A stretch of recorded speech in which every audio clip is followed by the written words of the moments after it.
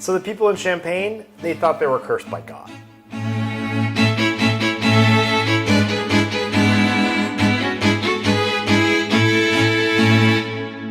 Champagne and Burgundy have always been rivals. One thing that Burgundy always excelled at was making wine. Burgundy is one of the more famous wine regions in the world. And the people of Champagne made really crappy wine. And they made crappy wine for a number of reasons. One of which is that Champagne is one of the northernmost wine growing regions in the world. It snows there and they have a really short growing season. Short growing season means that they have high acid wines. The other is when they would make wine, yeast eats sugar and produces alcohol and, most importantly, carbon dioxide. People in Champagne would make wine.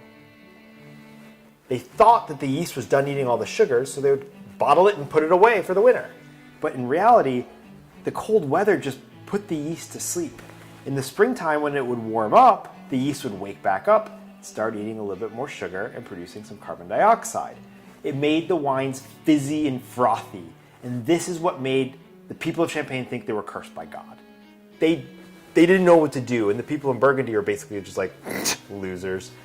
It wasn't until the mid-1700s that the people of Champagne basically just decided to say, screw it, let's embrace it. So they started to make sparkling wine. And there were a couple key people that did this. The most famous person, although he didn't have as big of a role as people say was the Benedictine monk Dom Perignon.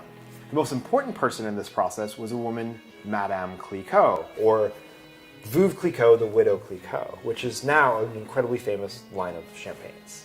After a few decades of trial and error and perfecting the process, Champagne is now one of the most highly coveted wines in the world.